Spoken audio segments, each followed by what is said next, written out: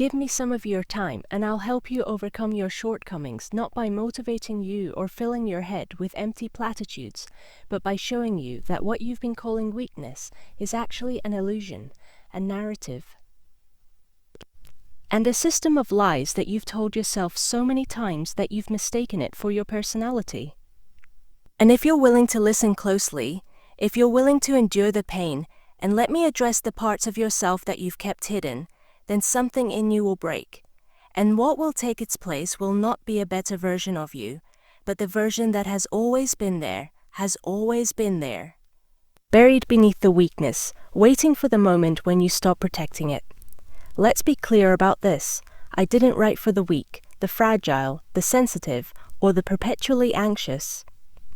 I wrote for the ones who are prepared to face the violence of life with eyes wide open, the ones who are sick of lying to themselves, and the ones who have finally come to the realization that no one is coming to save them and have decided to stop waiting. And if you've reached that point, if you're tired of the fear, the passivity, the apologies, and the emotional inflation that has softened you into invisibility, then this is your beginning, not your transformation, your return, because strength was never outside of you. It was simply buried under layers of self-doubt, societal training, and the addiction to comfort. So let's start with a question. What does it mean to be weak? Most people believe that weakness is crying too much, being physically small, or lacking discipline, but I would argue otherwise. Weakness is emotional submission, needing permission, outsourcing your validation to people who don't even understand themselves, choosing peace over truth, and lying about what you want simply to avoid. You've been trained to mistake weakness for goodness, to think that saying no is impolite, that asserting your boundaries is selfish, and that choosing yourself is narcissism. But nature completely turns that around. According to nature, true strength, the kind that makes you magnetic, respected, and remembered, comes from rejecting mass thinking, rejecting safety, and rejecting the need to be liked. So let me ask you, who are you when you don't need to be liked? Don't just think about it. Instead, strip away your filters, stop censoring yourself, and ask yourself, if no one needed you to be kind, agreeable, humble, or passive, who would you be? What would you say? What would you ask for? What would you avoid? The majority of people are unable to answer because their entire identity is built on reactions and feedback. They lack a self. Rather, they have a mask, a personality designed to fit in and survive. NZE saw this as the death of the human spirit because the moment you cease to be dangerous and start filtering your truth to fit a system, you have already given up your power.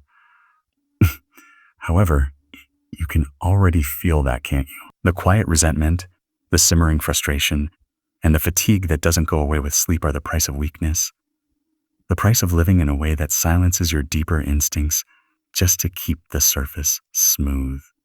So the first step in overcoming your weakness is to realize that you have been taught to believe that you were born to be soft, tolerant of everything, and that you should fold every time someone raises their eyebrow. You were born to be something sharper, something primal, not chaotic, but unshakable, not reckless, but untouchable. The reason you feel weak is because you have denied that part of yourself for so long that you have begun to believe it never existed. But it did, and we are now going to bring it out.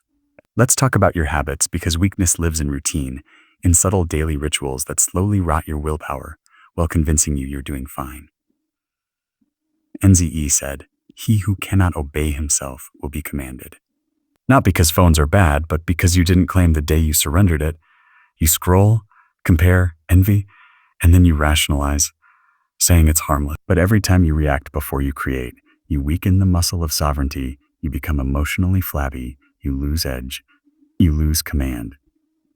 So let's change. Before you check a screen, start owning your mornings, check your posture, check your breath.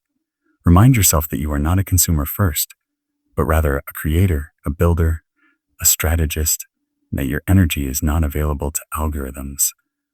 The next manifestation of speech weakness is in the way you water yourself down to make people comfortable, in the way you speak softly so that you don't threaten others, and in the way you say that your thoughts are harmless to joy. When you apologize for things that don't require an apology, you're losing power, and they can feel it. That's why they underestimate you, talk over you, and don't listen to you. Nietzsche didn't whisper. He wrote with fire, and he expected you to do the same. Not to be loud, but to be clear. Clarity is force. It causes people to pause and lean in. If your presence doesn't do that yet, it's because you've been hiding rather than because you're broken. Stop hiding, own your opinions, and say them clearly. Don't explain them. Let the silence after you. Speak, carry weight. Most people are terrified of silence because it represents tension, which is how respect is earned. Now let's discuss emotion.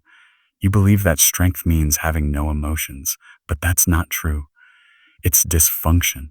Nietzsche didn't teach emotional numbness. He taught emotional command, which means that you can experience everything while still choosing your course of action. When someone disrespects you, you don't explode. Instead, you stare, wait, and when you act, it's deliberate, precise, and surgical. That is strength. Weakness is emotion without awareness. So stop saying, I'm just an emotional person. You are simply undisciplined. Discipline is not cold. It is clean and precise. It is the difference between crying in a breakdown and crying with purpose. The former makes you a victim, while the latter makes you human. On the subject of victims, Nietzsche hated them. He saw victimhood as the modern form of slavery, not physical slavery, but psychological slavery, which involves the need to blame, wait for rescue, and use trauma to justify stagnation. Nietzsche did not deny pain. He denied passivity. So what do?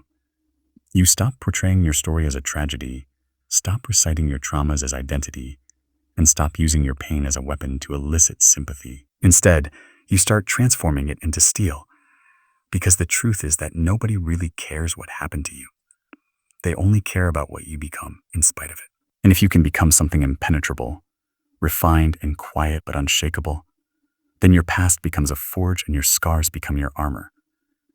As Nietzsche put it, he who has a why to live can bear almost any how. But the key is that your why is chosen, not found. You choose it, you carve it into your days, and the moment you do, weakness begins to fade, distractions die, doubt turns into noise, and weakness loses its grip. So decide right now what you will protect, who you will serve, and what you will not put up with any longer. Make it real, make it written, and make it non-negotiable. Because if you don't, the world will assign you a why that will be weak, soft, and will keep you obedient, broke, and forgettable.